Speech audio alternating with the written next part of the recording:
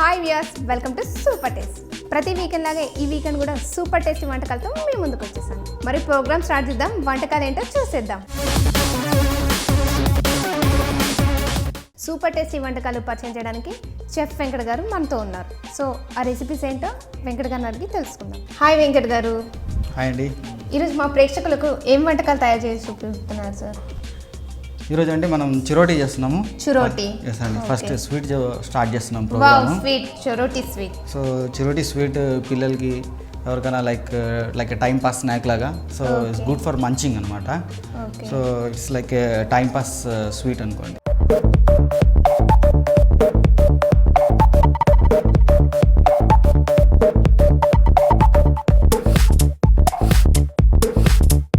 తయారు చేసుకోవడానికి కావాల్సిన పదార్థాలు ఏంటో చెప్పండి.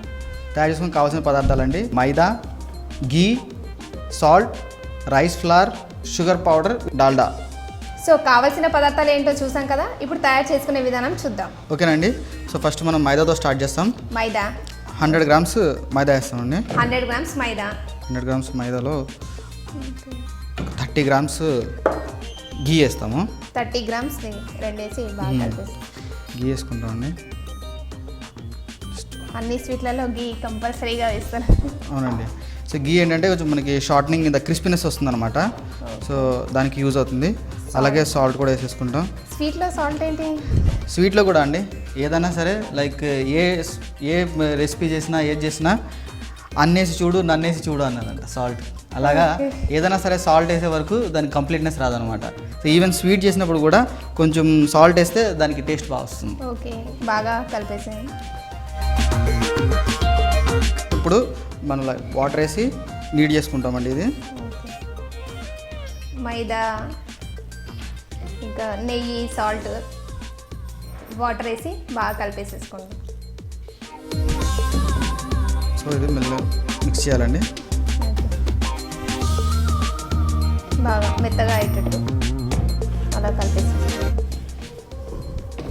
తర్వాత సో ఇప్పుడు మన డో ఒకటి ఒక మంచి రోల్ అయ్యేదాకా కొంచెం నీడ్ చేసుకోవాలి. ఓకే, వాటర్ వేస్తూ మొత్తం మంచిగా ముద్దలాగా అయ్యేటట్టు చేసుకోవాలి. సో ఒకసారి డో అయిపోయిందంటే మనం కొంచెంసేపు రెస్టింగ్ పెట్టాలండి. ఒక 20 minutes to 30 minutes రెస్టింగ్ పెట్టామంటే మనకి ఎండ్ ప్రోడక్ట్ బాగా వస్తుంది.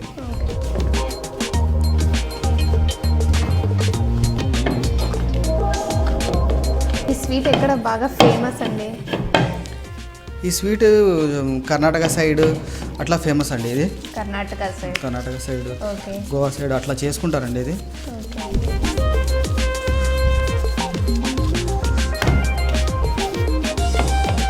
సో మన డో ప్రిపేర్ అయిపోయిందండి.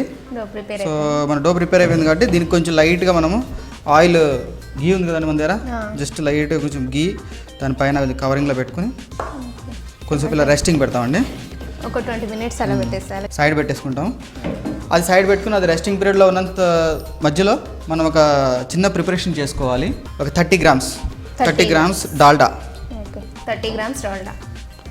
30 గ్రామ్స్ క్రీమ్ తయారు చేసుకోవడం కోసం 30 గ్రామ్స్ డాల్డాలో లైక్ క్రీమింగ్ మెథడ్ అంటారండి. క్రీమింగ్ మెథడ్ అంటే గట్టిగా ఉంది కదా, కొంచెం మనం ఇలాగ స్పూన్ తోటి తిప్పామనుకోండి మెల్లగా లూజ్ అయిపోతుంది. ఇది మొత్తం లూజ్ అయిపోతుంది. లూజ్ అయిపోతుంటే దీనికి కొంచెం కొంచెం కింద మనం రైస్ ఫ్లోర్ కలుపుకుంటాము. రెండు కలిపేస్తే క్రీమ్. ఆ రెండు కలిపి ఇట్లాగా క్రీమింగ్ మెథడ్ లాగా మెత్తగా చేసుకోవాలండి. ఒక స్మూత్ పేస్ట్ లాగా చేసుకోవాలన్నమాట. అంటే రెండు ఈక్వల్ క్వాంటిటీ తీసుకోవాలి. 30 గ్రామ్స్ డాల్డాకి around 60 to 70 grams rice flour తీసుకోవచ్చు. అంటే డబుల్ ద క్వాంటిటీ ఫ్యాట్ ఎంత ఉంటుందో దానికి double the quantity rice flour తీసుకోవచ్చు. చూసారా మనం రైస్ ఫ్లోర్ యాడ్ చేసిన కొద్దీ అలా సాఫ్ట్ అవుతుందో, సాఫ్ట్గా వచ్చేస్తుంది, క్రీమ్ లాగా వచ్చేస్తుంది. సో మళ్ళీ కొంచెం ఫ్లవర్ వేసానండి. ఫ్లవర్ వేసి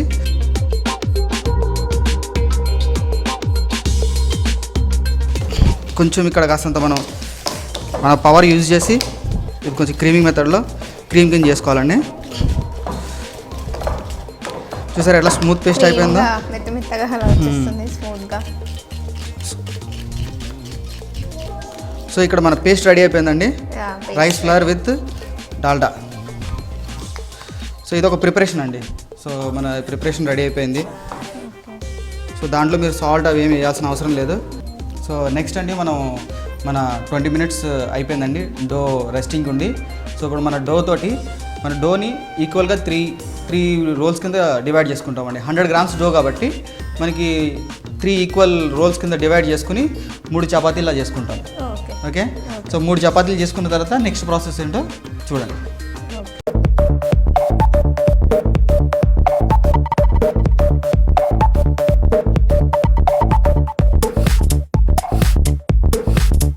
ఓకే. సో మన డో 20 మినిట్స్ రెస్టింగ్ అయిపోయింది. కానీ 3 రోల్స్ కింద డివైడ్ చేసుకుందాము.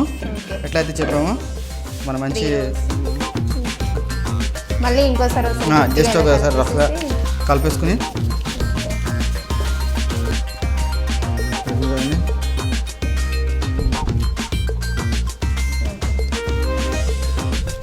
దాన్ని చపాతీలాగా చేసుకోవాలండి. ఓకేనండి. సో మన డో రెడీ అయిపోయింది. సో డస్టింగ్ చేస్తాను నేను. డస్టింగ్ అంటే జస్ట్ ఇలా ఫ్లార్ వేసి డస్టింగ్ చేయడం అనమాట. సో మనం 3 చపాతీలు చేయాలి కదా. సో 3 చపాతీలా చేస్తాను. సో ఇది మన ఫెస్టివల్ టైమ్స్లో అది కూడా లైక్ ఇంట్లో పిల్లలు అది ఉంటారు కదండి. అలాంటప్పుడు వాళ్ళకి చిన్నపిల్లలు ఇవన్నీ చేయడం చాలా సరదాగా ఉంటుందండి. వాళ్ళకి కూడా ఒక టైప్ ఆఫ్ ఎక్సర్సైజ్ లాగా ఉంటుంది కదా. సో ఏంటో 3 చపాతీలు చేయడము. తర్వాత ఇది ఎన్ని డేస్ ఉంటుందంటే ఎన్ని డేస్లో ఇది పాడవకుండా ఈజీగా 10 to 15 డేస్ ఉంటుందండి. So it's like crispy. ఎందుకంటే మనం దీంట్లో ఫ్యాట్ యాడ్ చేసాం కదా. ఫ్యాట్ యాడ్ చేయడం వల్ల మీకు ఆ క్రిస్పీనెస్ వస్తుంది అనమాట.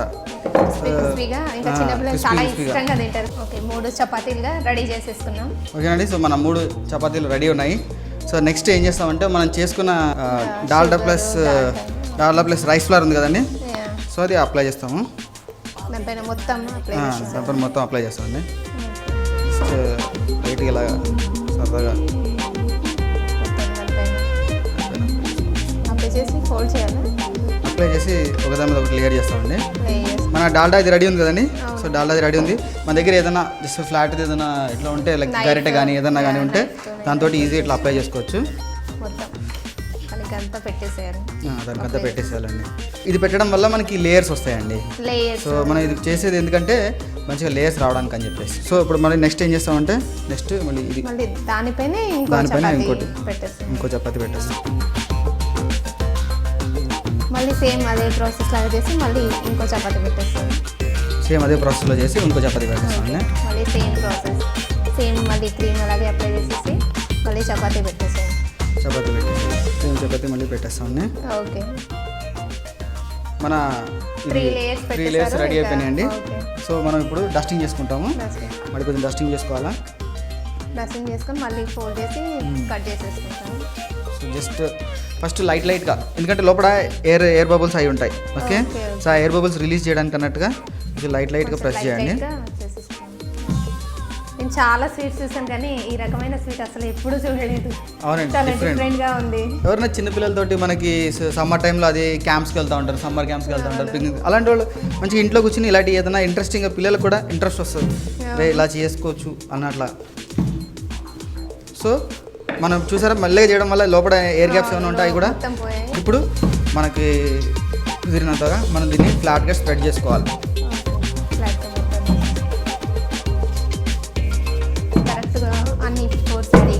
సో చూసారు కదా, రౌండ్ కాకుండా రెక్టాంగులర్ షేప్లో లాగా చేసుకోవాలి.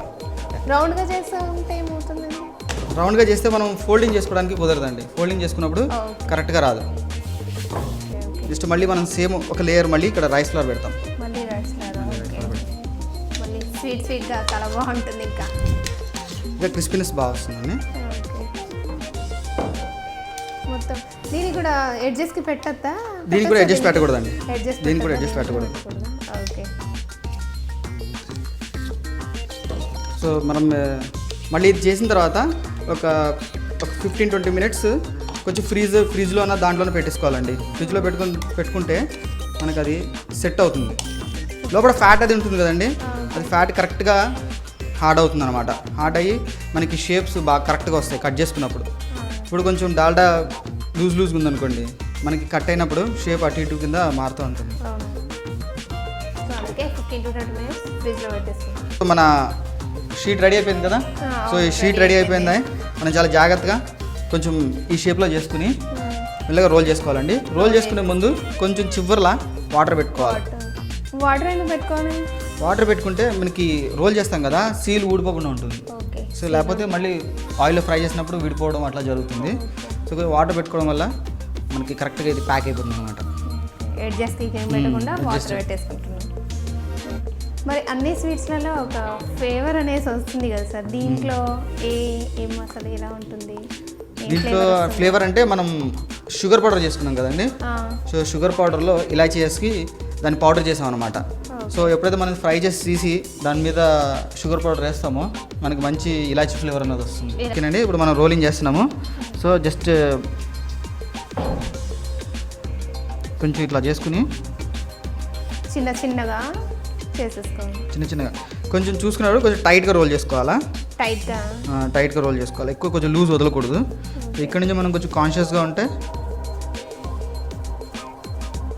మొత్తం అలాగే ఎడ్జెస్ వరకు టైట్గా చేసుకుంటూ వెళ్ళాలి. టైట్గా చేసుకోండి. 100 grams ఫ్లవర్లోనే మనకి చాలా వస్తాయండి, కనీసం ఒక 20-30 పీసెస్ వస్తాయి. 30 ఇంకేంటి, ఫ్యామిలీకి సరిపోతుంది. 30 పీసెస్ ఫ్యామిలీ సరిపోతుంది, పక్కింటి వాళ్ళు కూడా ఇవ్వచ్చు. చిన్నపిల్లలు స్కూల్కి స్నాక్స్ లాగా కూడా తీసుకొని వెళ్ళిపోవచ్చు. సో అయిపోయింది ఎడ్జెస్.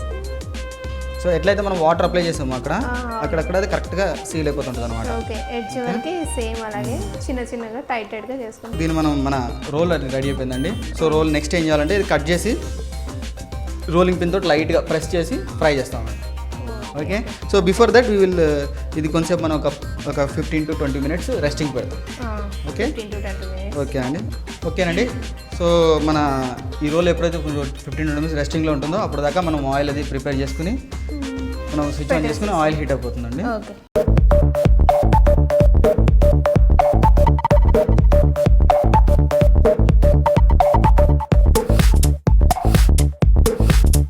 సో మన రోల్ రెడీ ఉంది.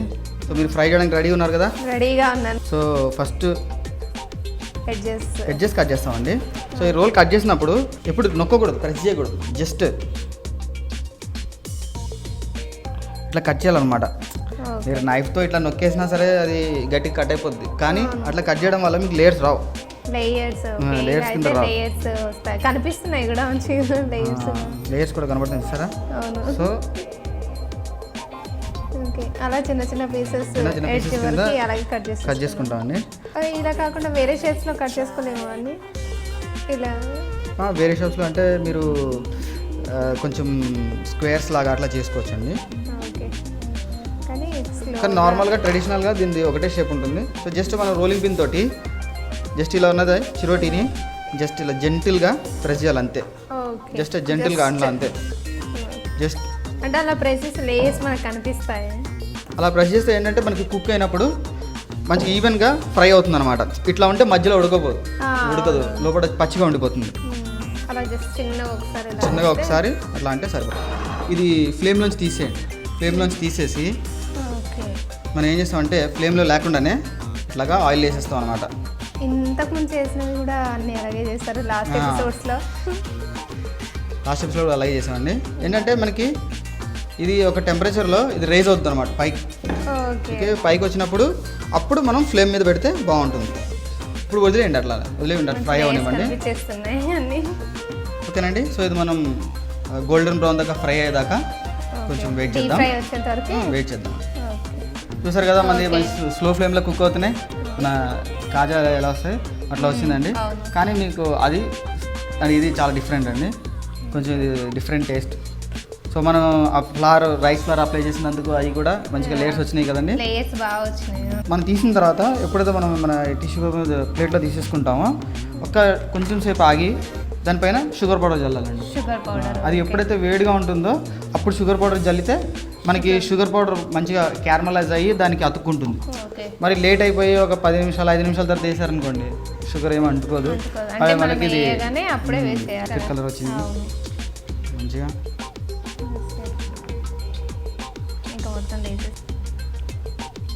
సో మన చిరోటీ రెడీ అయిపోయింది కదండి. సో మనం ఇక్కడ నుంచి షుగర్ పౌడర్ తీసుకుంటాము. సో షుగర్ పౌడర్ దాని మీద లైట్గా వేస్తాం. ఇప్పుడు చూసారు కదా షుగర్ పౌడర్ వేస్తుంటే మనకు ఇలా చేస్తే ఇలా వచ్చేస్తుంది ఇప్పుడు. అవునండి, చాలా బాగా వచ్చేస్తుంది ఇలా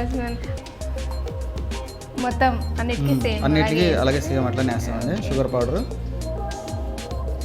సో మళ్ళీ ఇలా టర్న్ చేసుకుంటాం, టర్న్ చేసుకుని కూడా మళ్ళీ ఆ సైడ్ కూడా వేసుకుంటాం అనమాట. ఓకే. సో మనం ఇప్పుడు షుగర్ పౌడర్ స్ప్రింకిల్ చేసుకున్నాం కదా, సో అది కూడా కొంచెం మెల్ట్ అయ్యింది. సో మనం డిష్ అవుట్ చేసుకుందాం ఇది. ఓకే, మొత్తం వేసేస్తే బాగా వేసేస్తాం. సో ఇట్లా మనం అరేంజ్ చేసుకోవచ్చండి.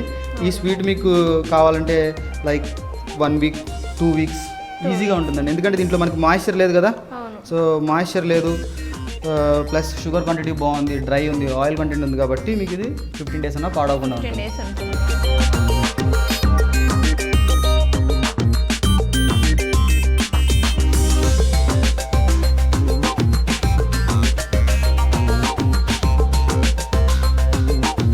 ఈ స్వీట్ టేస్ట్ చేయడానికి ఒక గెస్ట్ని పిలవబోతున్నాను. ఎవరా గెస్ట్ అనుకుంటున్నారా? ప్రేమ కథా చిత్రం అనగనగా ఓ చిత్రం సినిమాల డైరెక్టర్ ప్రభాకర్ రెడ్డి గారిని ఇన్వైట్ చేసి టేస్ట్ చేయబోతున్నాం. Sir please welcome. సార్ ముందుగా కంగ్రాచులేషన్. Thank you. అనగనగా ఒక చిత్రం సక్సెస్ఫుల్గా రన్ అవుతుంది కదా సార్, యా దానికి మీరు ఎలా ఫీల్ అవుతున్నారు? Feel very happy. ఎందుకంటే కామెడీ సినిమాలకి ఎప్పుడైనా ప్రేక్షకులు ఆదరిస్తారంటానికి ఇదే example. Full length comedy plus నా ప్రీవియస్ సినిమా అనే దృష్ట్యా ఇప్పుడున్న ఈ సినిమాకి డిఫరెంట్ కాన్సెప్ట్ కాబట్టి అందరూ ఫుల్ ఎంజాయ్ చేస్తారు. Thank you.